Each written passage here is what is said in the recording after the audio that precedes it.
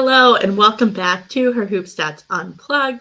As always, you're here with Megan Gauer, and today we are talking about all things SEC leading up to the 2022-2023 NCAA season. To go through the SEC, I went straight to the experts, so we are talking to Emily Adams, who's on the South Carolina beat, and Cora Hall on the Tennessee beat. In this episode, really deep diving on the top two teams in the SEC and then chatting about what that top tier looks like, some of the other teams and players we're all excited to watch this season in the SEC. So, really excited to get into it with both of them. To start us off, I am here with Emily Adams, the South Carolina women's basketball reporter for the Greenville News. Hey, Emily, how's it going? Hi, I'm good. Thank you so much for having me. Thanks so much for hopping on. I mean, I feel like we couldn't go through preseason without talking a lot about South Carolina this season. It would be the wrong thing to do. So I'm very excited to have an expert on here. I mean, it's they're almost the same team they were last year, so it's hard to ignore. Exactly. Reigning national champions, picked number one unanimously in the AP poll, number one to finish in the SEC. Obviously, I mean, like you said, no real surprises there, but definitely a team we're going to be talking a lot about, I think, as we talk about the national championship picture for 2023. Yeah, for sure. I mean, of course, at the center of that is Aaliyah Boston, who I would say is also everyone's favorite for National Player of the Year. So we can just keep rattling off things that South Carolina is going to be up for this year. But maybe just starting with her, I mean, she averaged over 16 and 12 last year. But kind of what have you heard from her coach about, the way her game's even grown for this season to make them even better? Yeah, I think, well, I mean, she's had kind of an interesting start to the season with she was away for most of the beginning of preseason with USA Basketball prepping for the World Cup over in Sydney, which she didn't end up traveling with the team to that, but she was there for all of their training camp and all that. And so I think that in some ways was hard just because she was away from the team and away from, being able to get ready for the college season. But I also think it was good in a lot of ways just because, she was the only college player at USA camp. I think it was good for her to, get a taste of what like the W game looks like and, play with some of those, you saw Ryan Howard was there, who she played against last year at Kentucky, has played with on USA basketball teams before. And then obviously she's training with, some of the best the W has to offer. She wouldn't have crossed paths with Asia, the other kind of South Carolina icon on that team, since she was a little busy winning a WNBA championship. But, there are just so many players there who I think gave her good learning experiences. And she's talked about that a little bit, just kind of how she was sort of absorbing everything while she was there and trying to kind of get a feel for what her life is going to be like next year for sure, but also just things to take into this year, knowing that kind of everybody has her number now, and she's, the reigning player of the year for a reason. Obviously, as much as you can prepare for her, she's hard to stop. But at the same time, I think with the amount of national attention she had last year, she's a lot higher on everyone's radar, and on everyone's scouting reports. So I think it'll be kind of an interesting year for her to see whether she's able to recreate that success, just because a lot of times when you see a player break out, and not even that it was that much of a breakout, but have kind of explode onto the scene in that way, it's, she is the focus of every team's game plan now going forward. So I think that it creates kind of a weird dynamic for her, because I think she'll be better than she was last year, but also I don't know that her numbers will necessarily reflect that. So I'm curious to see if teams can figure out a way to game plan for her, because I don't think that's off the table. Yeah, I think it comes down to, it almost becomes like a double-ended sword, because it's like, can you try to stop Aaliyah Boston, and you're going to have to put a lot of energy and multiple players into trying to do that. But then, I mean, South Carolina is just so loaded and so big in general, but it's like, okay, well, if you focus all your energy there, there's so many other pieces that can hurt you. Yeah. So it's going to be kind of very interesting to see kind of how teams choose to attack that situation. Yeah, their size is crazy. I mean, they have my pick for kind of who I'm expecting to be sort of their breakout player this year is Camila Cardoso, who was, kind of played second fiddle to Aaliyah last year because it's Leah. But she's 6'7", and she's, plays center. She's, was incredible her freshman year at Syracuse before she transferred. So I think, it'll end up, they'll end up turning to some of those other bigs that they have, which, there's no shortage. And so I think even if Aaliyah is being, doubled and shut down, they have, they can just pull her off the court and not really miss a beat, which I think is one of the big things that makes them dangerous again this year.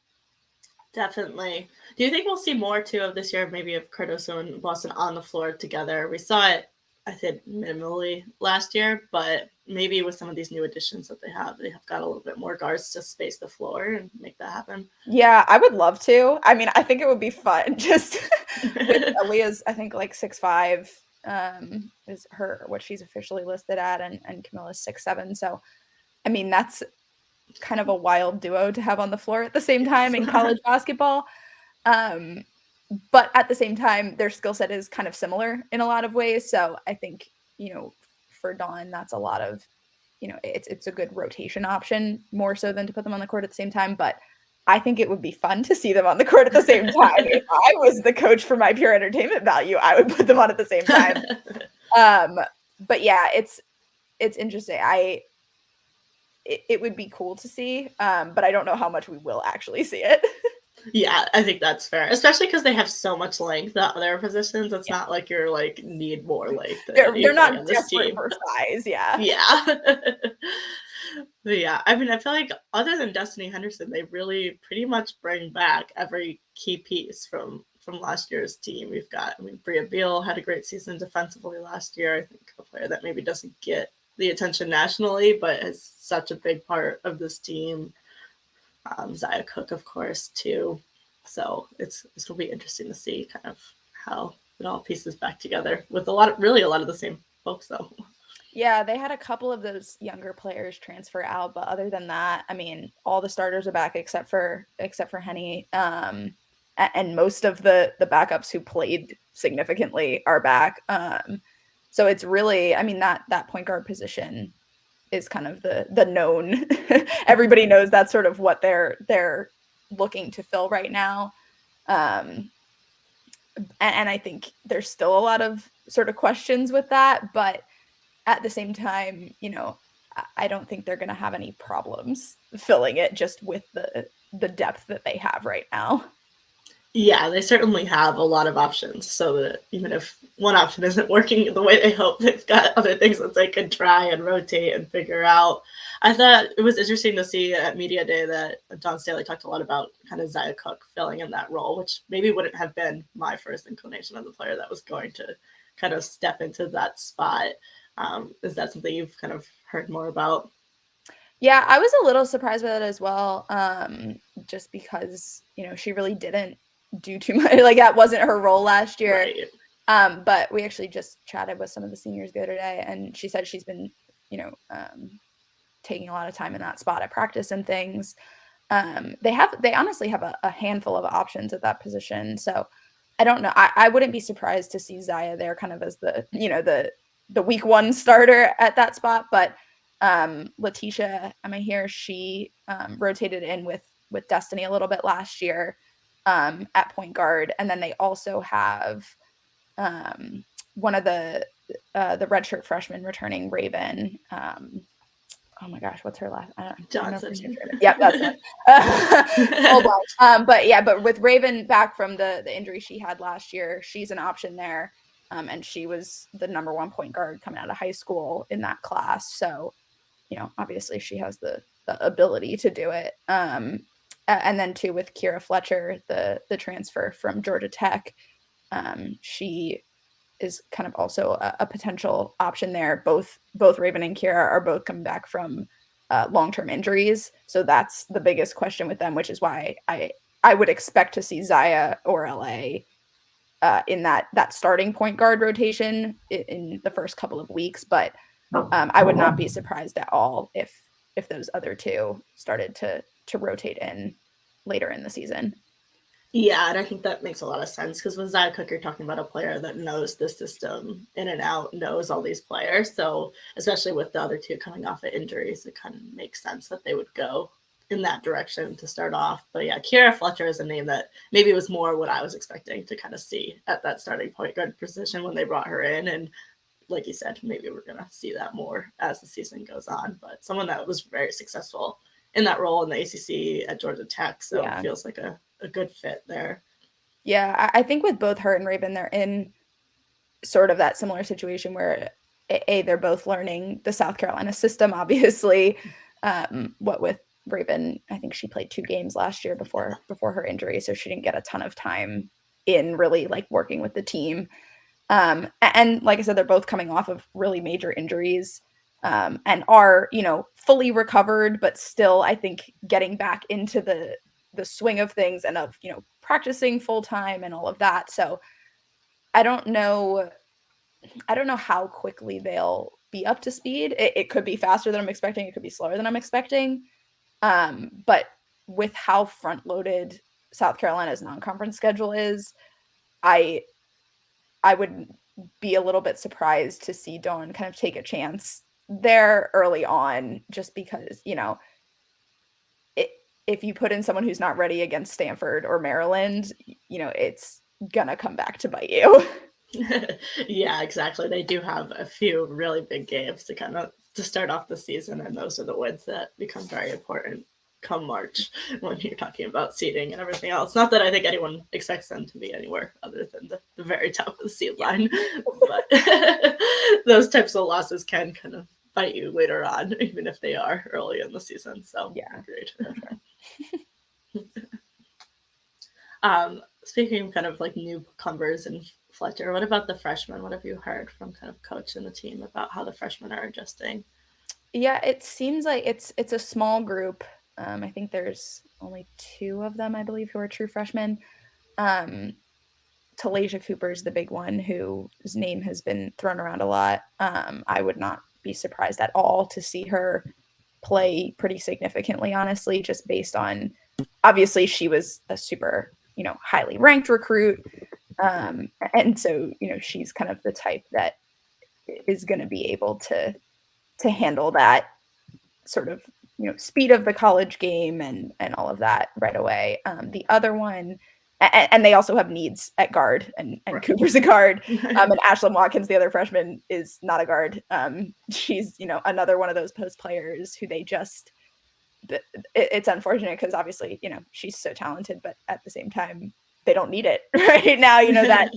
That's kind of the cool thing with this senior group that they have is it's, all 5 of them have, they were the 5 that came in the class of 2019, and all 5 of them have stayed through their college careers. So, it's tough just with the amount of depth that they have to break into that group. They have a starting lineup just in that senior class pretty much. So yeah, I think she's someone, especially once that group graduates, once you don't have someone like Aaliyah, I think we'll see Ashlyn the next couple of years take on a bigger role.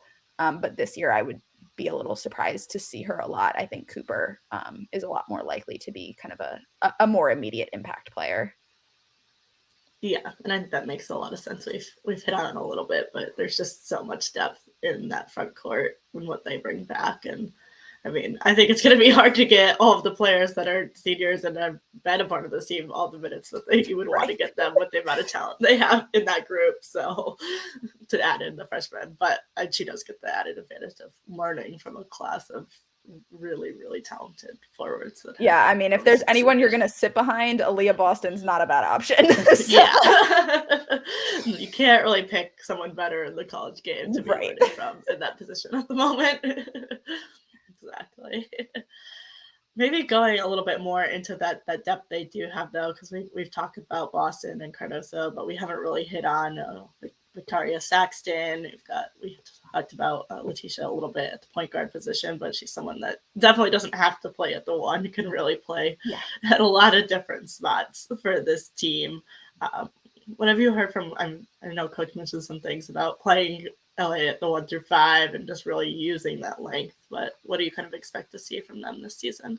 Yeah, LA kind of has been in a similar place to Aaliyah, honestly, just in terms of she was gone for a while. She's was with Team Canada, actually went to Sydney at the World Cup. So she's just getting back with the team. And she also obviously has had a really difficult couple of months with lost her brother, I think a month or two ago. So I think a lot of it with her, and Coach said this the first practice, is just kind of letting her transition back in and get a feel for things again. But I mean, she is such an impact player anywhere on the court, and that versatility. And I think a lot of this group has that versatility. I mean, even just looking at someone like Zaya, who you wouldn't expect to play point guard, even I think a lot of their depth comes from the fact that so many of their players can play anywhere. And I think it's not necessarily a rare trait, but it's rare to have as many players who can do it as they do.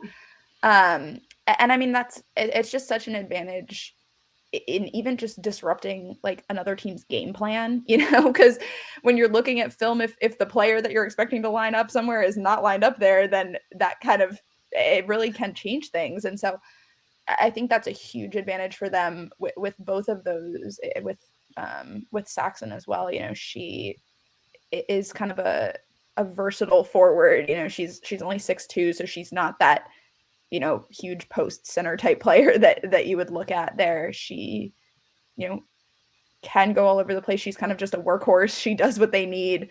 And that's, I think that's a really unique trait of this team. You don't have those sort of set in stone, you play here and you play here. They're all very, very flexible within that lineup.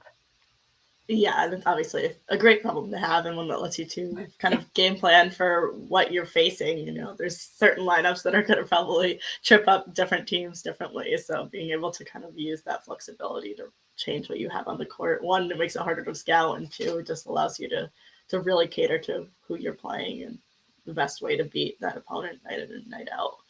Yeah, and especially coming in with kind of the target that they have on their backs, it having that kind of, ability to move things around and ability to use different people in different places, in different lineups, against different matchups and things like that. Even I think they can cater game plans so specifically to an opponent.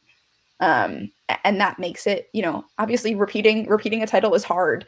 And that's something coaches talked about a lot, is just, they've obviously been in the situation where they tried to repeat and didn't in 2018 after that first title in 2017. So, I think they know that it's hard, but I think this team is set up just, on paper in a way that makes it very possible. It's not something where you look at it and you're like, they're going to have a battle to get back, which, obviously they are to some degree, but I think their odds are good just based on the weapons that they have.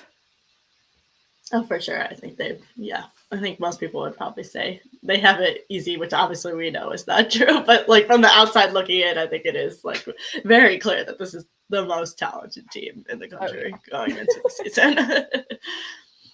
Kind of on that theme of repeating, like obviously Aaliyah Boston is such a huge part of that, but who do you see like really needing to like step up or be a big impact player this year for them to really get to that realization of repeating national champions? Yeah, I think Bria Beal is the big one, honestly. And I know, you mentioned her earlier, but I mean, she was so good for them defensively last year.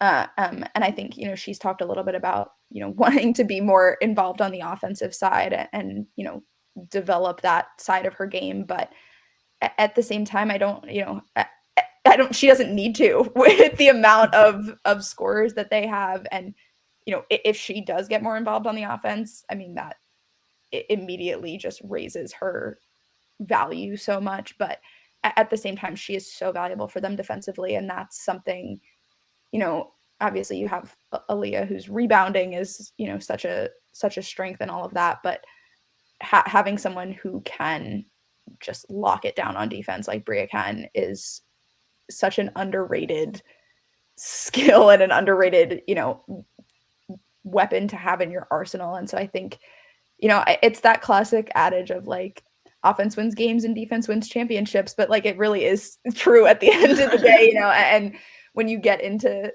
things like the tournament, like so much of it is just about getting through to the next round, and so much of that sort of scraping by mentality comes down to defense. And so I think she is going to be such an important player for this year. I think we're going to see more of her everywhere on the court, especially with Henny gone, who was, in her own right, a really strong guard. So I think she's the big one to me, who I think is going to kind of make or break them.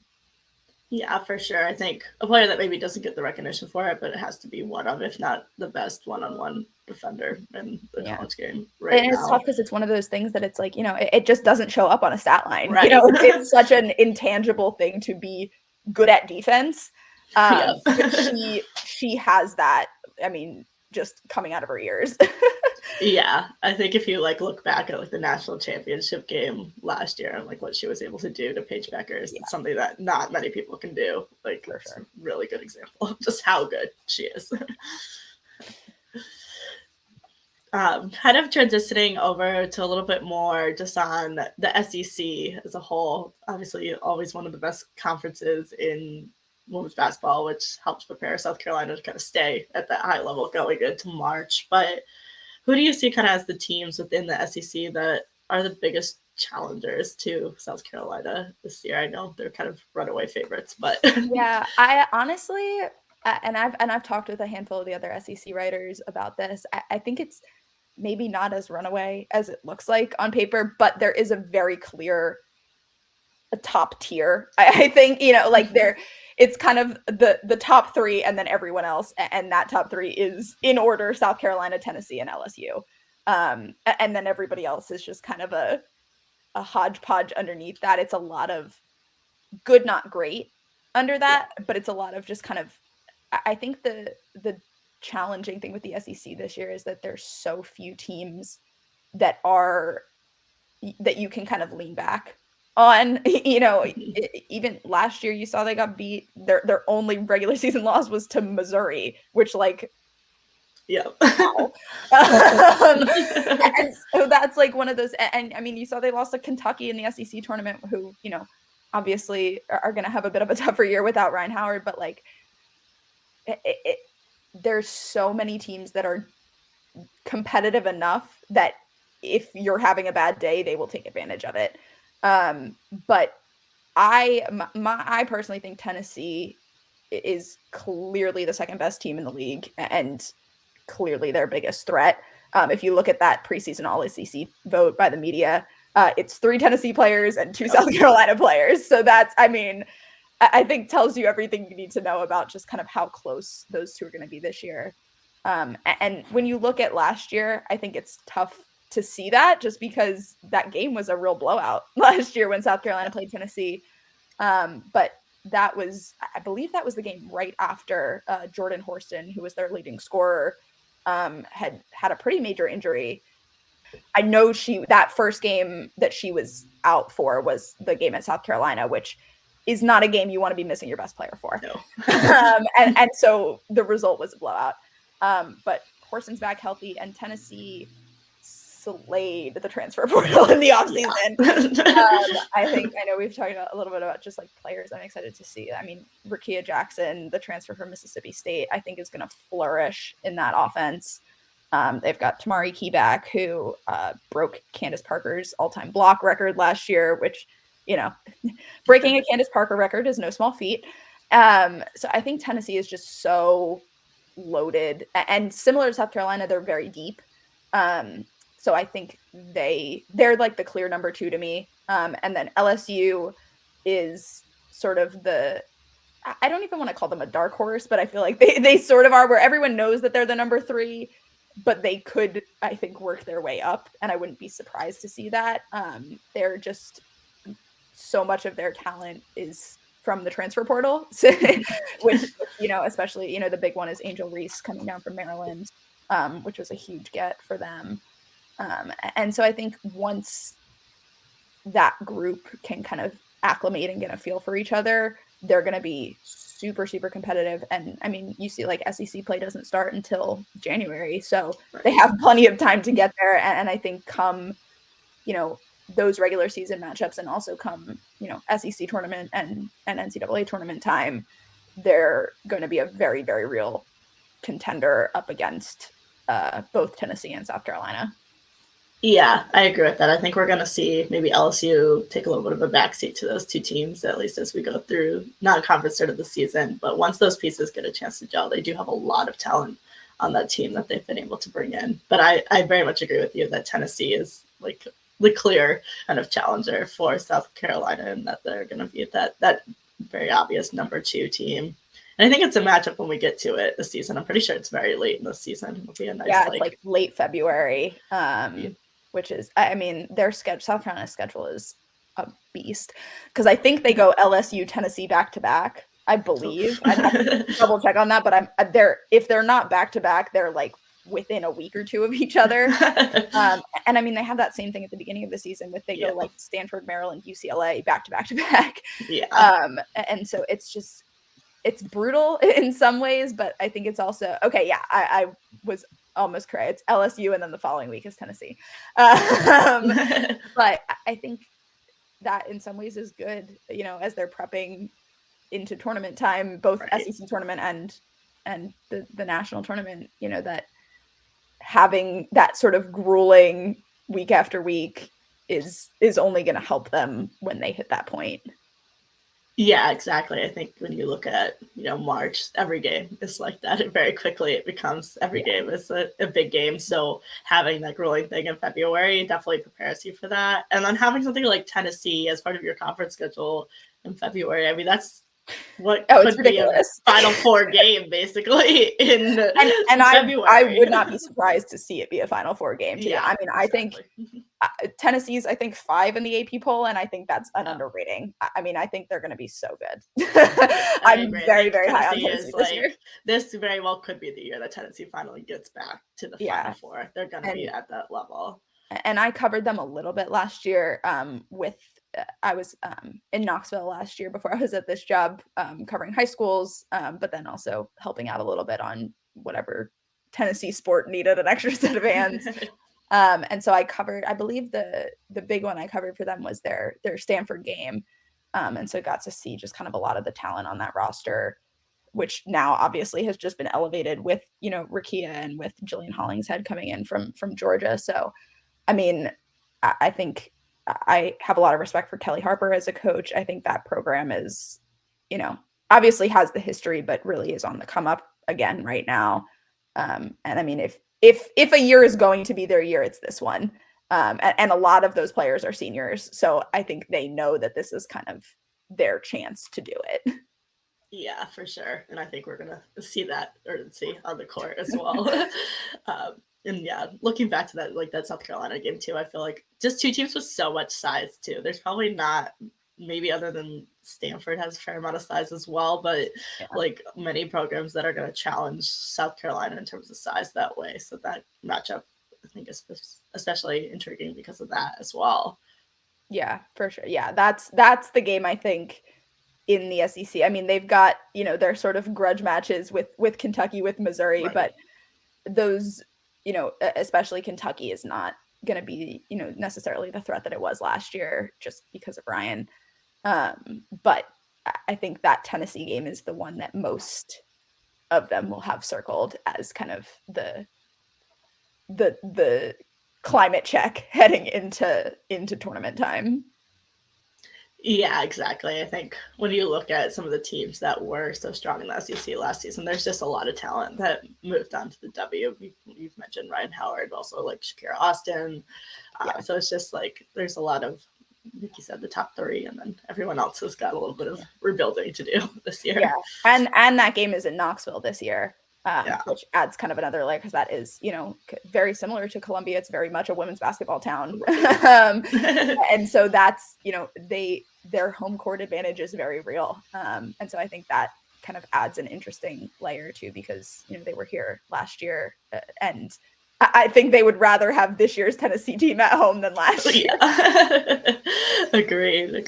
But it also makes for a good test, I feel like, to try to go on the road absolutely. And get that kind of win in February in that kind of environment. Like, being able to do something like that is a great barometer of like where you're at going into March. For sure. And the nice thing is they're practically at home for a lot of the tournaments this year with, I believe the SEC tournaments in Greenville, the NCAA tournament regional is in Greenville, which is about an hour from Columbia. So, that's as close to home court advantage as they're going to get during the tournaments. So that's, I think, I think that game is just such a good, check on where they're at, or will be such a good check on where they're at, just because I almost think that game is harder than a lot of the tournament games will be. Agreed. I mean, until you get to, like we said, it's a Final Four caliber opponent to begin with. So until you really get to the Final Four, they're probably not going to face a harder team in a harder environment than they will in that game. For sure. Yeah, I mean, their only other game like that Tennessee game is that Stanford game, which is coming up in just a couple weeks now, I think. I think it's like end of November. And that's, always a big one. They won that game last year, and they probably shouldn't have. And that's another one that they were home last year for, and they are now in California this year, which obviously is almost in some ways more than Tennessee is a challenge, just because then you have to deal with flights and the time difference and all of that. Like there's a lot of extra layers just on the travel side of things with that. And I mean, I'm a huge Haley Jones fan. So I think, that Stanford team also, other than the Hulls, brings back most of their important pieces, with Brink and with Haley Jones. And so I think that game and Tennessee are foils to each other in some ways, in that the Stanford game is a wellness check on the early season, and the Tennessee game is a wellness check on the end. So I think that's the growth is going to happen in between those two. And I think if they beat Stanford, they're putting themselves in a good position. And if they lose to Stanford, they have a longer way to go in order to, be able to get to Tennessee's level at that point at the end of the season. Yeah, exactly. I think that's going to be a great kind of like barometer at the beginning of the season, which is always fun to watch. Stanford as well. So I think that'll be interesting to see too how that game goes, because, if Tennessee beats Stanford and South Carolina loses, Tennessee jumps up pretty quick. And, if South Carolina beats Stanford and Tennessee doesn't, then South Carolina hangs on to that number one spot, I think, easily. Mm-hmm. So, and they've been in that number one spot. I mean, they're on a long streak now. With that, I think they went wire to wire last season, and they were in that number one spot for a while the season before as well. I think we were talking about the other day, they've been ranked in every AP poll since like 2010 or 12, like just something ridiculous. So I think that just kind of that triad, and I think personally, I think those are the top three teams. I think it's Tennessee, South Carolina, and Stanford are kind of the upper echelon, at least coming into the preseason, and we'll get an early look at how that's going to shake out, which is cool. No, those three games will kind of be very interesting. Let's see where things stand. And I feel like there's a very clear like 1 and 2. Like it's South Carolina at 1 and Stanford going into the season, and that 3 spot gets a little like, I don't know. There's a few names you could throw in there. And it's like the SEC too. I think the whole college landscape is like that. Like that upper tier is so clear to everyone. And then under that, it's just like a bunch of teams that can pull off upsets, where you're like, you're not on that level, but like one bad day and you easily could be. Yeah. So it's interesting. I think tournament time is going to be very, very fun this year. Yeah, I think we're going to see. I mean, we saw so many upsets last year, and I think Right. we're just going to keep seeing that, which makes it fun. Yeah, for sure. Awesome. Well, thank you so much for coming on. This is great. Yeah, thank you. This has been so fun. And next up, we're here with Cora Hall, who's all things Tennessee women's sports, including women's basketball, at the Knoxville News Centennial. Hey, Cora, how's it going? Hey, good. How are you? Good. Excited to have you on to talk about Tennessee and the SEC. Definitely got an exciting season coming up in less than 2 weeks away now, which is super exciting. Yes, definitely. Especially just the SEC as a whole. It's going to be super fun to watch. So I cannot wait. Definitely. And I think Tennessee kind of at the top in the SEC this season, along with South Carolina. I mean, they're top 5 team in the AP poll coming out last week and picked second in the SEC. Kind of feels like they're returning to that national contender type status that we saw Tennessee in for so long, and maybe weren't quite there last year. So maybe want to talk a little bit about the start, just what makes this Tennessee team so much better than it was last year.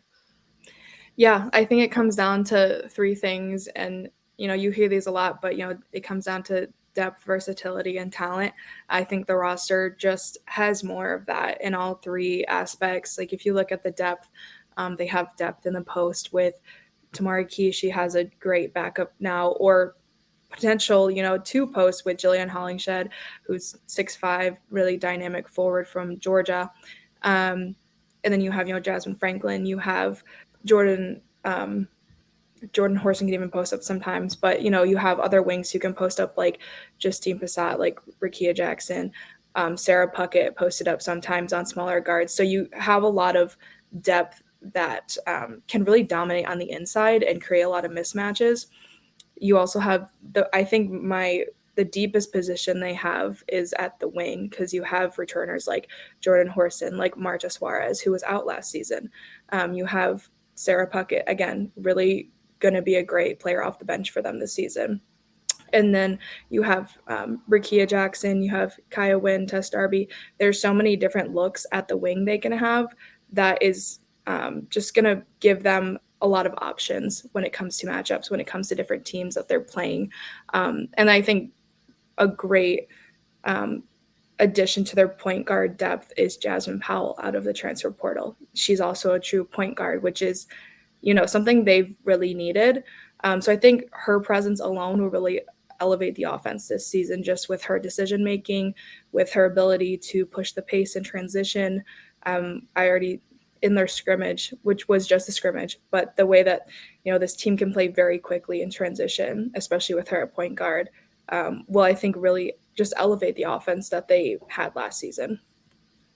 Yeah, I think that's one of the biggest thing that stands out to me from what they've picked up out of the kind of the transfer portal is just the amount of more offensive firepower that they have compared to last year's team that sometimes struggled a little bit on the offensive end. But like you said, they have a true point guard, and then you also have Rakia Jackson and Jasmine Franklin that are both kind of proven volume scorers that really can help them on that end of the court. Yeah, and I think the other thing too is they have a lot of elite rebounders. They already had Jordan Horson, Tamari Key, and people from last year, but you're adding players like Rakia Jackson, who's a great rebounder. Powell's a great rebounding guard. Jasmine Franklin was second in the nation in rebounding before she got hurt last season. So I think they just have so many. Wherever there was a lack of something last year, like the coaches have filled it with these transfers, and especially Justine Passat is going to be very ready to make an impact as a freshman. Yeah, definitely. I think there's probably not a team in the country that has done a better job of kind of filling their holes with these transfers as Tennessee has in this kind of offseason. Really, I think stands out. Yeah, so it's just going to come down to managing minutes, keeping everyone. She says there's 16 players this season, which is the biggest roster they've had in so long, like years. So that's going to be a challenge for Kelly Harper, but I think it's a good challenge. I think it's one she's ready for, and I think if she can make that all work, then they will be a title contender. Definitely. I think the other thing that stands out about this team is just the level of experience you've got in the transfers, experience, and then especially in Horston and Tamari Key, two seniors that have been with this program for a while. We've kind of touched on them a little bit already, but just what have you heard to kind of expect from them in their senior season and ways that they've made strides forward in their own games coming into their final year? Yeah, I think Kelly's been really high on Jordan Horston. She said had a great summer, and last season when Kelly said that Jordan Horston had a great summer, it led to a great season. So, from my conversations with Jordan, I think she, with conversations with their athletic trainer, her progress ever since she got fully cleared in May has been exponential. Like, she is healthy, she's ready to go. She's been, working really hard this summer, because something that was interesting to me, like, obviously last year she had a breakout season, and she felt like people saw her, like the country could see her. She was doing what everyone expected her to do, since she was the number 2 recruit in her class. So that's highly motivating for her to go finish what she started. And she also is going to have less on the ball responsibilities with Jasmine Powell, and I think that's going to relieve some pressure from her, because I think last year when she would have turnovers, or when she was, a lot of it I felt like was, when she was at point guard, the pass was almost a really great pass, right? It was just sometimes doing a little too much. So now that she doesn't have as much of that on her, and she can be off the ball more, she can be, just more focused on scoring, I think that's going to really help her too. As far as Tamari Key, I think she'll take more steps this season, just like she did last. I think Joy McCorvey has done a lot of great things for her and her development, and I expect to, see her take steps, especially competing with Jillian Hollingshed all summer. She didn't have someone that was basically, her size, who, she had to compete with every single day last season. Now she has that, and I think she'll still be that anchor for the starting lineup. But I do expect to see, I guess, more consistent offensive production, since it's not all on her. She has more depth. So again, less pressure on her to not be so focused on, okay, don't foul, I have to be on the court.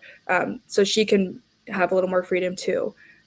But yeah, I think both those two will have a really strong season again, and be really important for just carrying over the success, because they have been here for 4 years. They know the expectations.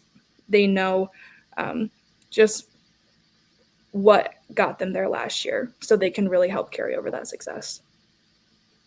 Yeah, definitely. I think it's exciting to kind of see what this team can do this season. Obviously, a lot of hype coming into the season, and I think hype that's earned. So it'll be exciting to see kind of if they can sustain that and really be amongst the top teams kind of throughout the year, which I think they definitely have the talent to do it. So hopefully it will all come together in that way.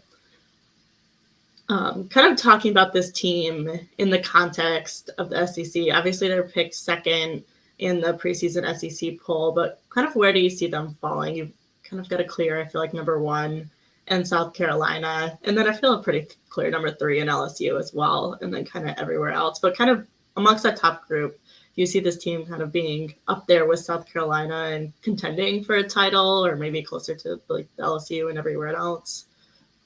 Yeah, I think when it comes to like SEC title, I think I don't think Tennessee is that far behind South Carolina on paper, because I think they went out and they got the size, they got the talent to match up with them.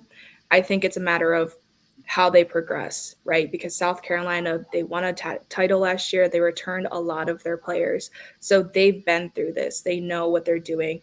They're seasoned. Whereas this team, on paper, has the talent, has the size to compete with that, but they aren't battle tested together yet. So I think it will definitely, I think that the non-conference slate will really help that. Kelly put together a great schedule. So I think when SEC play comes around, they will be ready. And I think it's just going to come down to, when it comes to February, that last push of the season, when they're playing South Carolina, where are they at? Have they made enough progress to compete with South Carolina, to make that a game that they either should win or that they can win? So I think a lot of it kind of is up in the air of seeing how they progress through non-conference play. But I think, again, like on paper, that should be a very competitive game. Like, I think that's going to, decide the regular season title. And that's a big deal to Dawn Staley. So you best believe, like, even though it's at Tennessee, like, they will bring like everything. They will be ready for that game. That is their goal. So I think it's really exciting to see just how every team develops. I think LSU is not a given win for either South Carolina or Tennessee, just with the transfers they brought in, with what Kim Mulkey did with the team last season. So I think like that top three will be, all those games against those top three teams are going to be great games. And I think, those are solidly the top three teams of the SEC. And I do think, Tennessee and South Carolina will come out on top against LSU just because of the depth that they have. But yeah, I think LSU is a close third behind Tennessee. Yeah, I think a team that has obviously brought in a ton of talent is going to be kind of part of that top group.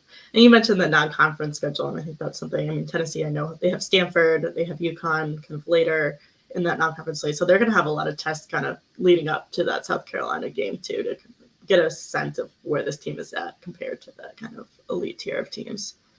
Yeah, especially, they're going to be at Battle for Atlantis, too. So they could possibly play Texas, Louisville, and they have, Indiana, they have, UMass, who's, projected to win the Atlantic 10. So they have a lot of great challenges leading up to SEC play.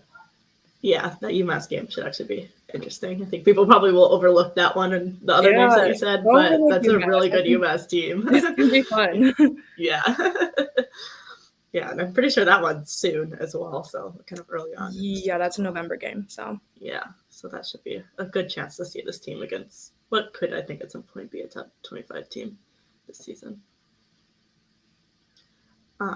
Kind of looking at the rest of the SEC, we've kind of covered that, South Carolina, Tennessee, LSU is that definitely title kind of favorite group, the group that's going to be at the top. But are there any other teams kind of in this mix that stick out as maybe just being a tough matchup for Tennessee in the way that they play, or kind of could be exceed expectations this season? Yeah, even though Florida lost Sippy Broughton, which like sucks because she was going to be such an important piece for them coming back, I still think Florida has, a really good chance at making noise in the SEC just based on the success they had last season. They brought in great transfers. I'm excited to see Aaliyah Matharo back in the SEC.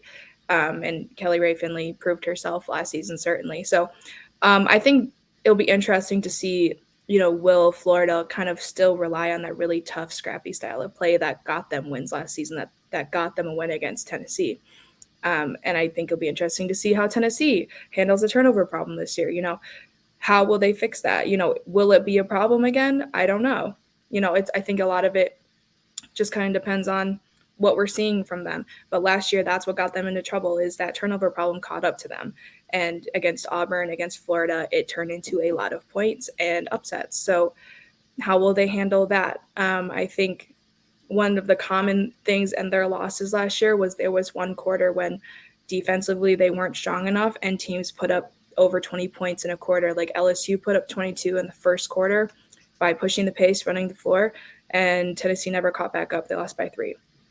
Against Stanford had 26 points in the second quarter, I think, and they just couldn't overcome that, and UConn did it, 23 points in the third, South Carolina 25 points in the third. So it's just, can they play those 4 quarters with the defense they need to? Because once they had that quarter, they never, could get back the lead, and they lost those games. So I do expect them to be stronger defensively this year. So, maybe last year's problems won't be what gets them this year, but that certainly last year was kind of the common denominator in those losses in SEC play. Yeah, I think that makes a lot of sense. And some of that will probably get alleviated with just having more depth, being able to give people rests, and kind of helps force not taking time off on the defensive end when people can actually get a break off the court. But it'll be interesting to see kind of if those things come back to bite them at all. I think the turnover is another one that could be interesting there, is maybe Georgia, just with the kind of, they're brought in the coach from UCF, like that UCF has always played that very, very physical, grinded out type matchup, which is something Tennessee is very much accustomed to and able to play, but it's always can just keep things interesting. Yeah, no, I'm glad you said that because I'm pretty sure the game between Tennessee and UCF last season, like it was ugly. Like it was an ugly win. I'm pretty sure there was 52 combined turnovers between the both teams. Like I think each team had like 25, 26 turnovers. Like it was just so bad. But yeah, I think Georgia will be really interesting to see how that team shapes up. Yeah, and I feel like they've got a decent amount of kind of what was on that UCF team, on that Georgia team now. Diamond Battles is there. Brittany, I'm forgetting her last name, but their center, I think, came over as well. So it should be interesting to kind of see what the Georgia squad looks like. Yeah, and Audrey Warren from Texas, really gritty, tough defender, gets a lot of hustle plays, great scorer when, can muscle her way to the basket. So she'll be a great piece for that team as well. Definitely. I guess just kind of looking a little broader at the SEC, outside of maybe some of the teams that we've mentioned already, is there any kind of teams or players that you're just excited to see this season, maybe kind of outside of the top three, but... Yeah, no, I think what's exciting is just there was a lot of movement in the offseason. And I think coaches who proved themselves last season, like Kyra Elsley, like Coach Yo, like Kelly Ray Finley, they hit the portal and they got themselves some more players. They have, Kyra Elsley has a great freshman class. So I think I'm very excited to see what they do because, obviously they kind of have to reload. They lost some key players. But I'm really excited because I feel like those coaches really proved themselves last season within SEC play. And so I think, they'll once again have a solid season. And I'm really excited to see how that plays out because there's so many new faces. The other thing is there's a lot of new coaches. Coach Abe at Georgia, Joni Taylor went to Texas A&M, and Sam Purcell at Mississippi State. So I'm also very interested to see how those new coaches do because this is going to be a very hard conference this season. And, being a new coach in the SEC is not something that I would ever want to do, especially with, two potential title contending teams. But I think those coaches will all do, good things for those programs, especially Sam Purcell at Mississippi State. Like that program really needed a reset. And I think, he was a great coach with Jeff Walz at Louisville. So I'm excited for that. In regard to players, I'm obviously looking forward to seeing Aaliyah Boston, and I'm excited to see what Zaya Cook does this year. I'm excited to see Matharu back in SEC. I'm excited to watch Angel Reese and Flau'jae Johnson. Speaking of which, there's a lot of really good freshmen like Janiyah Barker, like Justine Passat, Ashlyn Watkins, Talasia Cooper. So I think there's a lot of young talent across the league that I'm very excited to watch. And lastly, I meant to mention this earlier, but I really think, Jillian Hollingshed is going to be a difference maker for Tennessee. And I feel like she's kind of flying under the radar because she didn't play that much last season at Georgia due to illness, due to a knee injury. So I think she is going to be a much bigger impact player than people are expecting, especially just with the way she handles the ball, with the way she can shoot from range, her post moves. So I'm excited to see her too. Yeah, definitely. I think a name that like rings bells in most people's head, but like you said, she didn't have like this standout season last year, so easy for people to kind of underrate her a little bit. I feel like that might be true of a handful of teams in the SEC too. Just with so much movement, I think maybe some of these teams are flying under the radar because they don't have like this big name that people remember from last year. But still going to be one of the, I think the toughest conferences in the women's game this year. It's kind of your take on that. I know a lot of attention right now is going to the ACC, but do you kind of see the SEC being right up there with the ACC this season? Yes, definitely. I think it was funny because when I was doing like my AP top 25 preseason ballot, like I only had 3 SEC teams, and I was like, I feel like there should be more, but it's like hard to rank like an Ole Miss when they don't have Shakira Austin this year. It's hard to rank a Florida when they lost their 2 best players from last year. Even though I think those teams will be good. I think they're going to be good in the SEC. I think they'll make some noise. I think they will be good, like challenging games for the top teams. So I think more SEC teams will play their way into the top 25. But it's just such a tough conference because of the style of play. Like these teams are so physical. They're so fast. And I think everyone embraces that identity of the league that it is good top to bottom. Anybody can win on any night. Like, you literally saw Auburn beat Tennessee last season when they should not have beat them. So it's just like, I think the ACC is really, really strong this year. But I still think, the SEC is right there, even if there's not as many ranked teams at the moment, because, again, every team knows that they can be the top team on any night. Yeah, I agree with you there. And I think that's the thing that maybe gets missed sometimes is the top to bottom strength that, the number 12 team in the league is going to be able to give someone at the top a hard time. Whereas the ACC, I think it's very top heavy right now. And there's a lot of really strong teams at the top, but maybe the bottom isn't as close as some of the teams in the SEC are to kind of the top. Yeah, definitely. I do think, though, that the UConn Tennessee game will be very interesting this year. I think last year it was looking like it was going to be interesting, and then these injuries happened. Then it was like, okay, like this might be kind of a weird matchup now. But I think this season I'm really excited. I'm really excited to see, how UConn progresses through the season. I'm excited to see how Tennessee progresses through the season, and I think there will be like a lot of interest around that game come February. Yeah, I definitely agree with that, which is exciting. I think this is the first one that's like in Knoxville, not during COVID, right? So it's like finally. Yes, because I think the one in 21 was in Knoxville, so that was still like that season after COVID. Mm-hmm. So yeah, that'll be exciting, and that like you finally get that kind of UConn Tennessee rivalry fan experience as well. So that's definitely a game to look forward to. And like you said, two teams that I think are going to be interesting to follow this year and how they develop and come January when they actually play. That should be a really exciting one.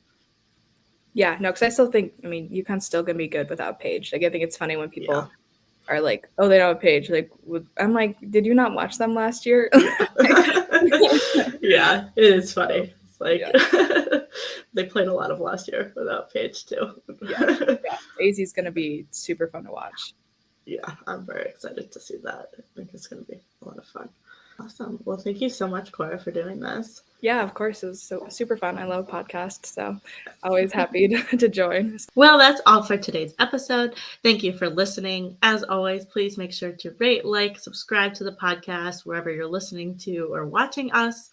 Also, be sure you are subscribed to the Stat Site. It is just $20 a year to get all of the best NCAA and WNBA stats out on herhoopstats.com.